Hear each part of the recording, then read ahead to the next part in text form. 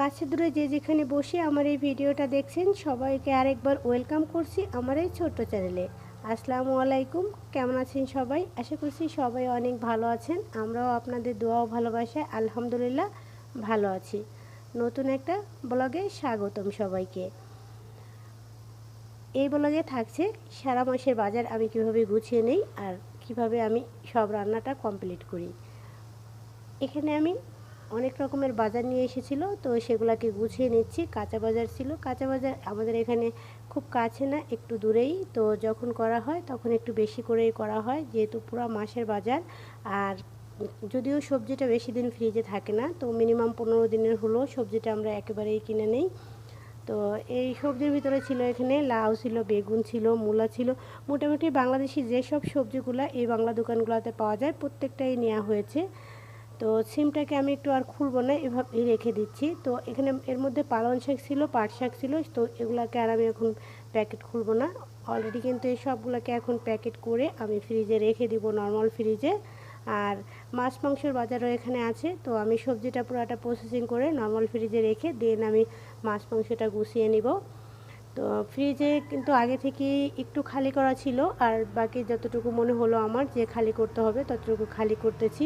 যেহেতু আমার ফ্রিজটা কিন্তু অনেক বড়, আর এটা বেশি সময় খুলে রাখা যায় না। 5 মিনিটের বেশি খুলে রাখলে ফ্রিজটা লাইটিং মানে আপ ডাউন করে, মানে জলে নিবে। তো এই জন্য বেশি খোলা সময় খুলে রাখা যায় না, জাস্ট 5 মিনিট পর পর অফ করে আবার খুলতে হয়। তো আমি নর্মালটাকে পুরো গুছিয়ে নিচ্ছি।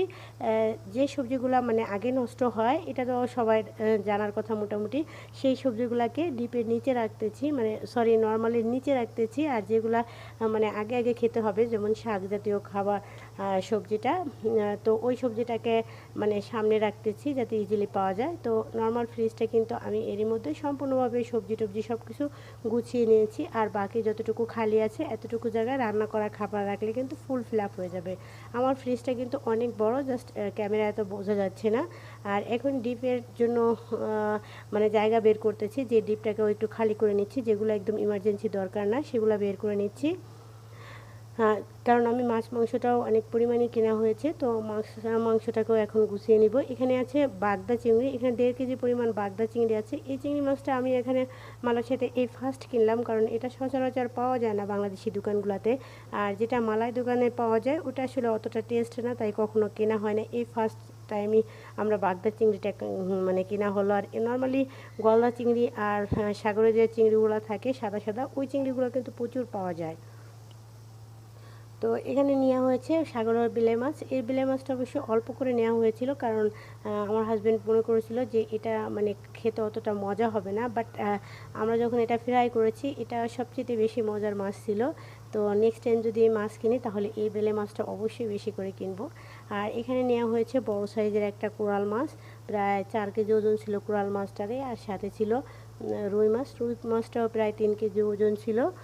তো আর সাথে ছিল মুরগির মাংস। এখানে মানে বড় বড় সাইজের মুরগিগুলো নিয়ে এসেছিলো, যেহেতু এটা রান্নার জন্য। কিন্তু হঠাৎ করে আবার মনে হলো যে এটা দিয়ে তো রোস্টও করা যায়, দেন মানে রোস্ট করার জন্য প্রসেসিং করে নিচ্ছে। আর বাজারটা যখন নিয়ে আসছিল তখন রাত 9টা বাজে। তো এগুলো প্রসেসিং করে গুছাতে গুছাতে আমার প্রায় 11টা বেজে গিয়েছিল।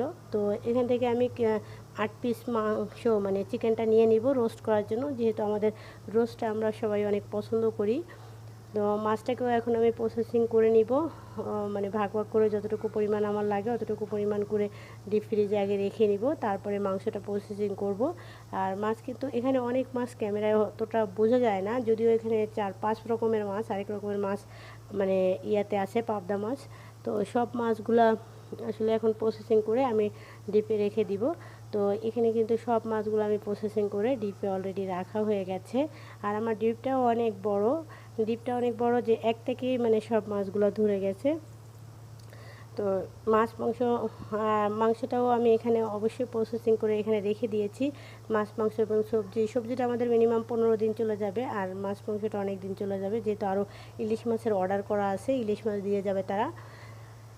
আর এখানে রোস্ট করার জন্য রোস্টের কিছুটা মশলা আমি নিয়ে নিয়েছিলাম, আসলে এতটা ভিডিও করা সম্ভব হয়নি। তো রোস্টের কি মশলা কী কী লাগে এটা তো আমরা সবাই জানি, তো তারপরে আমি এক নজর আপনাদের দেখিয়ে দিলাম। তো রোস্টের মশলাটা বেটে নিব পাটায়। আর মুরগিটাও আমি এখানে মানে টক দই আর লবণ দিয়ে আধা ঘন্টার মতো মানে ভিজিয়ে রেখেছিলাম, তারপরে এটা ছাড়িয়ে ভেজে নিচ্ছি। আর অফ ক্যামেরায় আমি কিছুটা পোলাও করে নিয়েছিলাম, আর সকালের রান্না করেছিলাম, দুপুরে রান্না করেছিলাম মুরগির মাংস, এবং এটা হচ্ছে আপনার ইলিশ মাছ ফ্রাই করেছিলাম, তো সেগুলোও আছে। তো এখন শুধু বেগুন ভাজবো আর রোস্টটা করব। পোলাওটা করে নিয়েছি, কারণ বাজার গুছাতে গুছাতে আমার পোলাওটা অলরেডি কমপ্লিট হয়ে গেছে করা।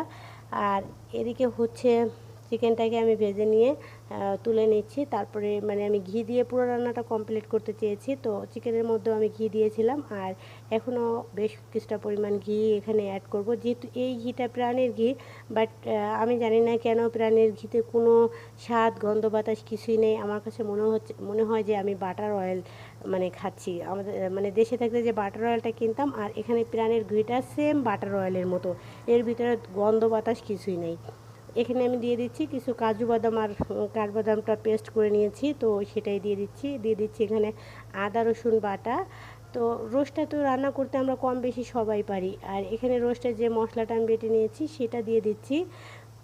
তো তারপরে আমি একটু দেখিয়ে দিচ্ছি আপনাদের, আর সাথে দিয়ে দিলাম তেজপাতা, আর দিয়েছি টক দই। টক দই কিন্তু আমি ব্লেন্ড করে দিয়েছি, যাতে নাহলে কিন্তু টক দইটা দেওয়ার পর অনেকটা ছানা ছানা জমে যায়। দিচ্ছি এখানে ধনিয়ার গুঁড়া, জিরার গুঁড়া, আর সামান্য একটু লাল মরিচের গুঁড়া দিয়েছি। এবার সাথে স্বাদ মতো লবণে দিয়ে দিচ্ছি, আর দিয়ে দিচ্ছি 2 টেবিল চামচ পরিমাণ টমেটো সস। এবার মশলাটাকে খুব ভালো করে আমি কষিয়ে নেব। তো ঢেকে রাখছি মশলাটাকে, প্রায় আমি এখানে 10 মিনিটের মতো মশলাটাকে ভেজে নিচ্ছি। মানে মশলাটা এই রোস্ট করার সময় মশলাটা কষানো যত ভালো হবে, রোস্টের টেস্টটা ততটা বেশি ভালো আসবে। তো এখানে মশলাটা কষিয়ে নিয়ে তারপরে আমি চিকেনগুলো দিয়ে দিচ্ছি। আর মাশাআল্লাহ, এই চিকেনটা খেতেও কিন্তু অনেক মজা হয়েছিল। রোস্টটা এত দ্রুত করেছিলাম, মাত্র 1 ঘন্টার মধ্যে আমি রোস্টটা রান্না করে ফেলেছিলাম, যেহেতু অলরেডি 11টা বেজে গেছে। তো 11টার সময় আমি গেছি রোস্ট রান্না করতে। আমি ধারণা ছিল যে অনেক লেট হবে, বাট তাড়াতাড়ি হয়ে গেছিলো। তারপরে এখানে মাংসটাকে কষিয়ে দুধ দিয়ে দিয়েছি আলু বোখারা, কিশমিশ, আর দিয়েছিলাম কয়েকটা কাঁচামরিচ। বাস ঝোলটা শুকিয়ে গেলেই এভাবে করে আমরা নামিয়ে নিয়েছি, এর থেকে বেশি মানে শুকায়নি। আর মাঝখানে অবশ্যই আমার হাজব্যান্ড আমাকে হেল্প করেছিল, যেহেতু মানে বাচ্চা ছোটো, আমার বেবি তো অনেকই ছোটো, 3 মাস বয়স, তো ও হঠাৎ করে উঠে যায়, আর ও তখন হেল্প করেছিল। তো এই ছিল আমার আজকের ভিডিও। তো রোস্ট রান্নার কালারটা কেমন হয়েছে অবশ্যই জানাবেন।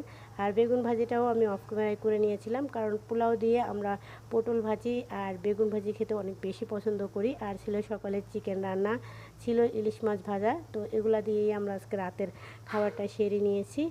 তো আজ এ পর্যন্তই। সবাই অনেক বেশি ভালো থাকবেন, আমার চ্যানেলের সাথেই থাকবেন। আল্লাহ হাফেজ।